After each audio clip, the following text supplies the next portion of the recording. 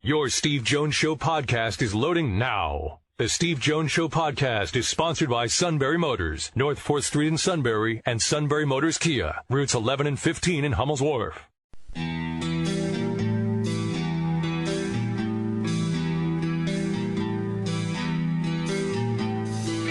Sports talk where your voice counts. This is the Steve Jones Show on News Radio 1070 WKOK. Now from the Sunbury Motors Studio, here's Steve Jones.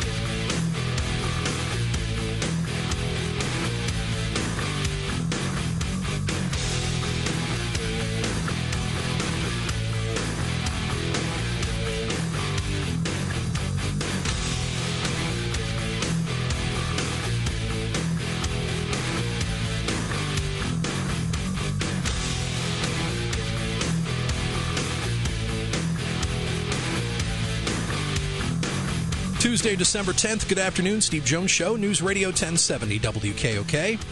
Sean Carey here. Steve, in a moment, will be in the Sunbury Motors studio. Sunbury Motors, Ford, Lincoln, Hyundai, North 4th Street, Auto Plaza, Sunbury, and Sunbury Motors Kia on the Strip, routes 11 and 15 in Hummel's Wharf. If you subscribe to our podcast, we appreciate that very much. And if you haven't done that yet, just go to where you get your podcasts, Google Play, or the Apple Podcast app. Search Steve Jones Show. Hit the subscribe button. And we drop the shows right to your smartphone and tablets. You can take them along.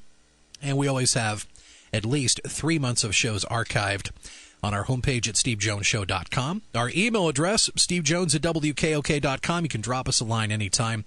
Like us on Facebook. Follow us on Twitter. Twitter handle @SteveJonesPSU. Big Penn State football news. Yes, last week we learned that James Franklin got his new contract deal, but now looking for a new offensive coordinator as Old Dominion is hiring Ricky Ronnie from Franklin's staff. Old Dominion making the announcement last night after national reports broke the story late yesterday afternoon. Ricky Ronnie, 39, Penn State's second straight offensive coordinator to leave for a head coaching opportunity. He had been promoted at the end of 2017 after Joe Moorhead left for Mississippi State. In a prepared statement, James Franklin says, "First, I love Ricky and his family. It's a bittersweet moment for our program. I'm so incredibly proud of Ricky, and I'm super excited for him, his family, and Old Dominion. I'm forever indebted to Ricky for his loyalty and drive in helping us succeed at Vanderbilt and at Penn State. Ricky's a rising star in the industry and is built for this opportunity. He's a smart, open-minded, and talented coach. His humble leadership style will resonate well with Old Dominion's leadership and players." Before his 2 seasons as offensive coordinator, Ronnie served as an assistant coach on offense at Penn State, first coaching quarterbacks and then tight ends.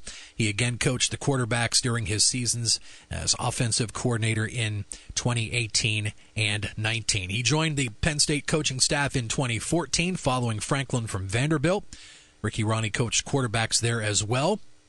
The two also previously coached together at Kansas State.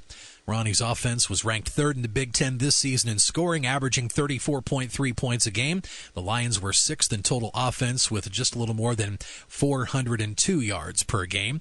Ronnie coached quarterback Christian Hackenberg, who set numerous Penn State records at the time, and tight end Mike Gesicki, who broke the school's receiving records for tight end and is now a starter for the Miami Dolphins. Other accomplishments include coaching the offense in the 2017 Fiesta Bowl win over Washington, where Penn State racked up more than 500 yards. We'll have more Penn State Ricky Ronnie conversation with Steve and Donnie Collins, our great friend of the show. Donnie, Penn State football writer for the Scranton Times-Tribune. He'll be joining us later in the show. And also, we'll take a look at the business side of sports. We'll be very pleased to have Tony Knopp join us again at 4:06. He'll be joining us live, the CEO of Spotlight Ticket Management. Of course, you got Penn State basketball tonight. As Patrick Chambers said in today's segment of Inside Penn State Athletics, Penn State going up against top 5 ranked teams, back-to-back nights, Saturday at Ohio State and tonight against Maryland. And in case you missed it yesterday, Steve had a chance to talk with the always outstanding play-by-play voice of Maryland football and basketball, the one and only Johnny Holliday. Hold on just a sec. Tell President Trump I'll get back to him. I'm talking to Steve Jones. Yeah, okay, good. Just tell I can't talk to. I'm on with Steve. Okay. Hey, Steve, how you doing? Doing great. Good. I tell him not to call when I. Yeah. But he doesn't listen. Though. What are you going to do? Well, he never has. Well, isn't that the truth? I mean we were sitting I have a choice. Do I talk to the president at 1600 or talk to you at whatever spot you are on the dial? I'd rather go with you. Yeah, I mean, we were having breakfast back in September. He called in the middle of that. I remember that, and that's when you had that. I don't know if you're radio fans and your fan club and all the people that worship you understand about how are you feeling anyhow? Because when the check came, you had to go right to the men's room. You had a coughing attack. Has it cleared up at all? It cleared up the second you said you'd pick it up.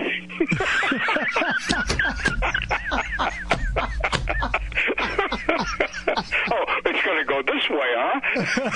Hey, listen, thanks good to see you in football, too. That was a great day for us against you guys in football. Yeah. Really appreciate it. Oh, yeah. I know. Oh, boy. It was a nice night, though, wasn't it? Yeah, but you've got a heck of a basketball team, though. I will say that. How did Penn State lose 2 games, Steve? I mean, I know Ohio State's good, but, I mean, you guys are darn good. You know what? They actually, believe it or not, it's not the 74. It's the fact Penn State couldn't get any stops. Ohio State was a 1.4 points per possession, and you know that's not how Pat wants to play. Right? Yeah, right. Yeah, and then, of course... They laid 105 out there on you? Ooh. Yeah. How dare they? You know, well, I probably shouldn't have screamed that out at one point. How dare you? Gee, I'm looking at the schedule. I could hardly wait to... we don't play them until February 23rd. I think we'll be ready by then. No, we got them January 7th, first year. Oh, yeah, okay, that's fine. Yeah, Penn State's got January 18th. I'm glad you softened it up for us. Oh, absolutely. I said to Pat later, I said, you know what your mission was? Soften them up. Oh, man. Hey, what did the Illinois game mean to actually the growth of the team? Because they got into a dogfight and they won the dog thing. It means you're darn lucky. Yeah, exactly. Hey, sometimes that's true. I think Illinois did everything but win the game. We had the ball. We had possession a total of 27 seconds in that game. Yeah. And the lead. We had the lead for 27 seconds in that game. That was it. Illinois is, I think, much, much better than their record indicates. And they got a tremendous front line with a couple of guys whose names I still can't pronounce. But that Bianashvili or Bianashvili. Yeah. And so is the kid Coffee Coburn. I mean, and Frazier and Desunmo. I mean, they've got a heck of a basketball team. And as Mark Turgeon said, if we play this bad and still able to pull out a win, and that says something about how tough these kids are. But it came down, as you know, just to a couple of big shots, one by Anthony Cowan to put that thing at tied, and then he gets fouled with 2 seconds to go, makes the first one, missed the second one on purpose. They got off a prayer, which I'm thinking if this goes in, this is not good, and it missed badly, and they were able to escape with a win. And another slow start too, Steve. That's been the Achilles heel for this team. Is they've never been able to really get off, except the game at Marquette and the game against Notre Dame. They really got off and they maintained the same level of play, consistency throughout the basketball game. But here was another example the other night. They got off to such a slow start. We're behind by 14 or something like that. And yeah, I know. And one of these days, he's going to catch up with you. That's what Turgeon keeps preaching. It's going to catch up with you. And this was very close to being one of those nights.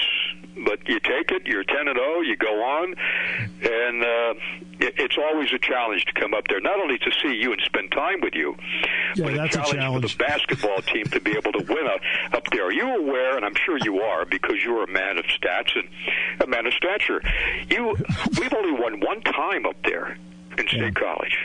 One time. And that was in 2015. And I was celebrating my 58th birthday in that particular game. And it was just, we were lucky to win that game, 2015. That's the only time we won. And in the post game, I was really touched when they said, we won that one for Johnny. Well, they did. That was Johnny Most, the late broadcaster for the Boston Celtics. It wasn't for Johnny Holliday, I guarantee you that. It's always been as long as I've been doing these games, it's always been a tough place to play. And Pat Chambers does a phenomenal job with that basketball team. I want to ask you about Anthony Cowan because you talked about what he did late. Last year when Penn State played at Maryland, Anthony hit the 2 late threes, and one was about a 30-footer. In rhythm, by the way. It was not a lucky shot. It was in rhythm. Right. What does it mean that a guy that is a senior but still enough young talent around him that he can take over when Mark needs him? Well, I think that's the key to this team, really, is Anthony Cowan. Even though he downplays it, he's the kind of kid that doesn't want to hear it. He's not interested in being on the Cousy list for one of the best point guards, not interested in the Oscar Robertson, knowledge this past week. Doesn't care about the MVP of the Orlando Invitational. He just wants to play, and he wants to leave here as one of the guys that they will remember as being one of the all-time great all-around basketball players in the history of this school. And he wants to make a mark his senior year. And you knew when he came back with a different attitude after he tried out some of the camps over the summer at the urging of Coach Turgeon. Go, don't sign with an agent. Go, test the water, see how good you are, and you make the decision. And he came back, he put on some weight. It's all muscle. He's up to like 185 now, and he's chiseled. He's in that weight room, and he is, without any question, the leader of this team. You mentioned he's surrounded by good players. Yeah, Jalen Smith is phenomenal. He's got 5 or 6 double-doubles already, 14 and 13 against Illinois. Wiggins is good. Ayala's good. Morcell is good.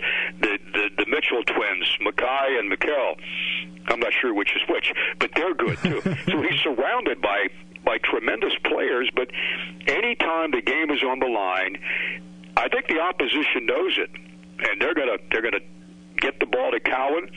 People are doubling him, playing a triangle and 2. They're playing a box and 1. They're doing everything they can to take him out of it. And Steve, he plays within the game. He doesn't take shots that aren't necessarily bad shots. He just lets the game come to him. And I think that's the biggest improvement he's had from last year to this year. If you look at his stat sheet from the Illinois game, 20 points, 7 rebounds. It was the second leading rebounder in that game. 6 of 7 at the line, 6 assists, 3 steals, only 2 turnovers, and he played the entire 40 minutes. That's an MVP player in my book. And the 6 of 7, keep in mind, was a deliberate miss. That was the one he missed, was a deliberate miss. Yeah, that's the one he missed. He's shooting like 85%, I think, at the line. He's, without question, the top free throw shooter on the team. 76%, excuse me. The top free throw shooter on the team, but all these guys have had trouble hitting free throws and 3-pointers as well. And that's the only 2 real question marks at the line. And from beyond that 3-point line, it's been less than impressive, and I think what Mark Turgeon expects out of some of these good shooters like Wiggins and Ayala and Anthony Cowan. Johnny, a year ago when Jalen Smith entered at Maryland, many said he'd be a one-and-done. Yeah. Right?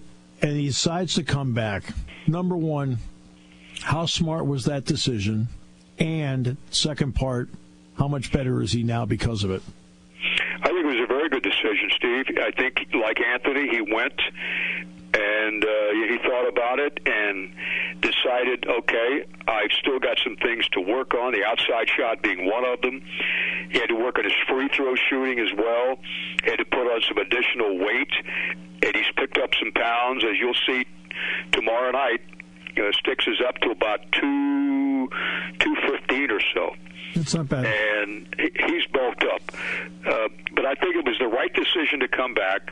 Now, this year may be a totally different story because he's playing so good, averaging a double-double every game. And he's scoring inside. He's blocking shots. He leads the team with 24 blocks. And I think the extra pounds have really helped him and bang him with some of these big guys. The Ashnesvili from Illinois, that kid's like 6'11", and Kofi Coburn was 7 feet tall and goes 290, and Jalen Smith hung in there with both those guys. So the weight has really helped him. His attitude is he's a totally different player, aggressive-wise, I think, than he was last year. And they need that because they lost Bruno Fernando, who had a good game against you up there the last time we played there. And so he's a marked man too, but so far so good. You win 10 games, you're doing something right. Last year, a couple of the guys that are starting now had to come off the bench because you have that kind of talent. What kind of bench does Mark have right now? They have a bench that, in your opinion, at this moment is good enough to contribute, keep a lead, or does Mark have to rely a lot on the starters? Well, I think the guys he relies upon coming off the bench, Dante Scott out of Philadelphia, he was the public school player of the year up there the last 2 years. He's a freshman. Then you got Hakeem Hart. He was the Catholic League Player of the Year in Philadelphia. He's a freshman. Ricky Lindo Jr., his time has been diminished because of the two twins, Mekhi Mitchell and Mikal Mitchell. And Mekhi's getting more time than Mikal is. We think Mekhi's getting more time than Mikal is. But those primarily are his guys off the bench. Dante Scott, Mekhi Mitchell, Hakeem Hart, Ricky Lindo. And from time to time, even Sorrell Smith got in and gave Mark against Illinois, and he's kind of got lost in the shuffle. But I think he's got his rotation down to probably 9 guys that he can count on, maybe 10 if you throw in there Sorrell Smith and Lindo. And I think early in the season he was playing 10 guys, 11, 12, 13, 14 guys. In some games he's got a big roster. And some of the walk-ons have gotten some very important minutes. Reese Mona, a kid that everybody in this team talks about how tough he is in practice, and he drives everybody nuts with his aggressiveness. He's probably the toughest guy in the weight room, has the best bench press of anybody in the team, and he's a walk-on kid. And you got to have guys like that to make the other guys better. And Mark Turgeon's not afraid to put him in a game either. He likes the way this kid plays, aggressive, and he gives him the restaurant we're in. Hoping it would be a restaurant you pick out with some kind of a trade deal, and I wouldn't have to pay. I mean, you have Sonics down there, right? Yes, we do. Perfect. Yeah, I got my roller skates out in the car. Okay, just so everybody knows, this is the way it always is. That's right. Can you imagine some diehard sports fan tuning in now? What the heck are they talking about? What are those two? What did they do? You are the greatest. Just a couple of guys having a good time who admire each other, that's all. Exactly. You are the greatest. I can't wait to see you tomorrow. I can't wait either. I got that $10 voucher in my pocket, too. Perfect. Oh, and you know what I'll do? What? I think I have an extra one. Okay, that means I can really get a hot dog and a bottle of water, huh? Okay, you can go insane. Well, I tried that last year. I said I didn't have a voucher. I said Steve Jones said I could come up here and mention his name. They charged me $40 for 2 hot dogs and a water. What was your lesson learned there? Lesson learned, never mention your name inside that building. Exactly. Hey, tell Coach Chambers I said hello. I can't wait to see him. I will. Hey, Johnny, I look forward to seeing you tomorrow night. Appreciate Steve, everything. As always, thanks so much for having me on. All right, my friend. Oh, my God. He's the greatest. Take care. Bye.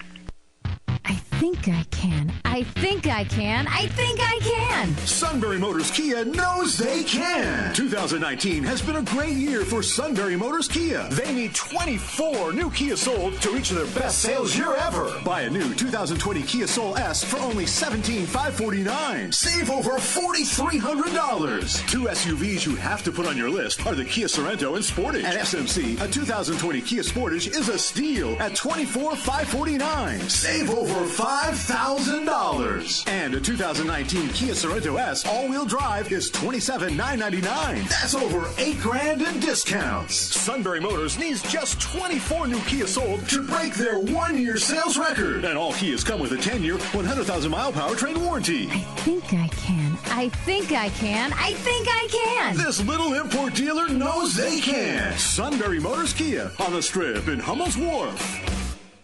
Taking your calls at 800-795-9565. This is the Steve Jones Show on News Radio 1070 WKOK. Now from the Sunbury Motors Studio, here's Steve Jones. Sunbury Motors, 4th Street in Sunbury. Sunbury Motors Kia, routes 11 and 15 in Hummel's Wharf. Oh, did we ever have an energizing conference call this morning? It was great to spend time with Sean Carey on the conference call. It was great to spend time with Matt Catrillo on the conference call. And then there was the other person who just kept trying to tell us what his plans were. and I finally said, so what are your plans? And the suit's on there with us. And he said his plan was to go to Myrtle Beach for vacation, then he wanted to go to Key West for vacation, then he wanted to go to Southern California vacation. Those are all his plans. That's not what I was looking for. No, we were talking about show plans. And at that point, he checked out.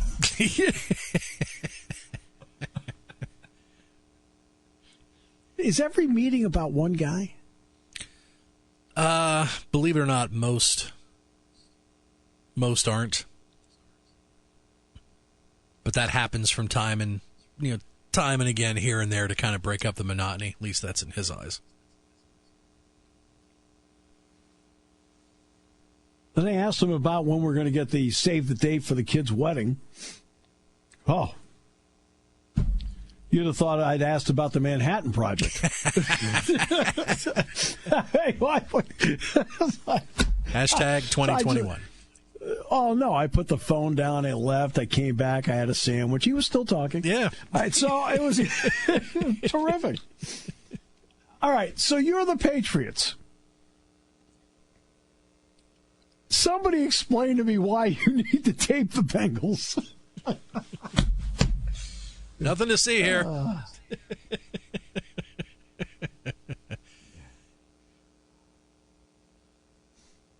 Never fails. On a quest always for that competitive edge.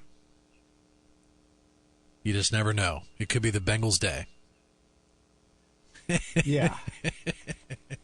Unreal. Okay. Yeah, it might be the Bengals' day. Right now, the Bengals can't even win an inter-squad scrimmage. All right, so... What was the line that Bill Belichick said, we don't knowingly cross the line? Yeah. I always love that. Okay, that's called legalist mumbo-jumbo. You just have trouble believing institutions these days, You really do. I find myself just being more and more cynical as time goes. The NFL says you sit there and go, really? The Patriots say, really? Videographer, I couldn't even tell you his first name. On to Cincinnati. No, wait, that's the team we're talking about. Excuse me, Bill, here in the back, that is one of the problems. You are on to Cincinnati, and that's who you taped. I mean, why do you need to tape hand signals? You can communicate in the helmets now. I don't know. All right.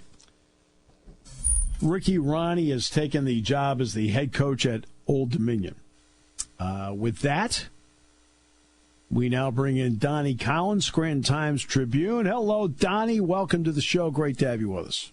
Glad to be here, Steve. All right. So what were your thoughts on how this played out for Penn State? It was one of those things where, if you asked me yesterday morning, where do I think Penn State deserves to go, I would have said the Rose Bowl. I would have, I thought that their loss to Ohio State at the Horseshoe was not a terrible loss compared to the two losses that Wisconsin suffered against Ohio State. And one of them was, at a neutral site. They still couldn't come within 11.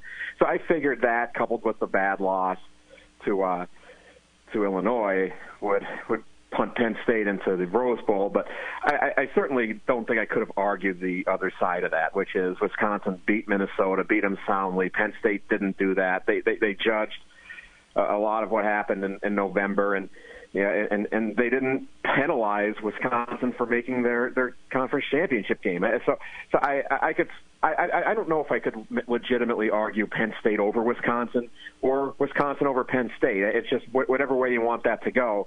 And that said, look, I don't think it's really about the matchup, because although the Rose Bowl holds a lot of prestige, it's really the matchup, because Penn State doesn't lose anything. They go to a New Year's Six game, and Wisconsin wouldn't have lost anything.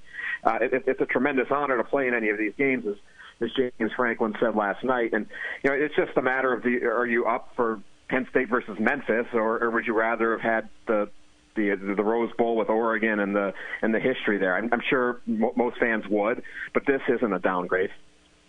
It is. I've done this of late, and I've said, okay, let's go back into the time machine here, and what everybody was thinking on 4 years ago today, December 9th, 2015. And then where Penn State is today. When you put yourself back to December 9th, 2015, and think about where everything is today, Donnie, what do you think?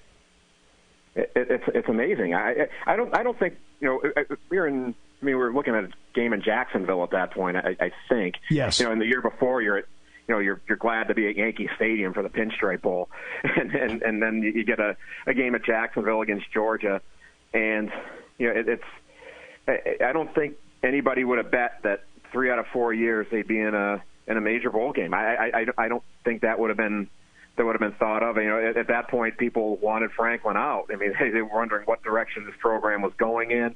Was he the right guy? Now you're talking twice in the 4 years since he's gotten pretty lucrative, contract extensions, new contracts, whatever you want to call them. The talent level is certainly much higher than it was back then. And, Penn State next year, however you look at how this year played out, next year was the year that they were going to be a real contender. Now, they were a real contender for 2 months this year, but and I'm sure people will be disappointed that didn't work out. But next year was the year. So, I think this is a big game for them to kind of, they always say that the bowl preparation, the bowl game is really the first game of the next season, because they're just getting ready to kind of get some young kids ready and some extra practice and all that. It's a great tool for that. But I think this is really seems to me to be the end of this year. Good way to end it off in a big bowl game, and then you look to the future, and I think it's really, really bright at Penn State. And I think it's just as fun to look 4 years into the future. Where do you expect this program to be? And I think that fans right now, more than if they said last year, we want to be or 4 years ago, we want to be in the college football playoff at some point in the next 4 years. I don't know if that was realistic. It is now. Right. It is realistic now because of the stability you have at the top, where obviously somebody who's done a great job of being the architect, and he'll tell you everybody else around has done so much of their part. He's always been great about that. But, I mean, essentially he's the architect of this thing. I mean, it's his vision that people are trying to carry out. Yeah, and all you need to know about James Franklin's vision is that everybody else wants to have it. I mean, USC's job is never open, and he's been linked to it twice. I mean, Florida State, no offense to Mike Norvell, but if James Franklin wanted that job, he was going to probably be very seriously considered for it. So I think that Penn State fans, most of them anyway, see what he's done and see that it's been just off the charts, 99th percentile, A++ grades on what he's been able to do in the last 4 years. And since you're sitting really going to in Jacksonville for a bowl game whose name I can't even remember what the sponsor was. TaxSlayer. It's a TaxSlayer Bowl.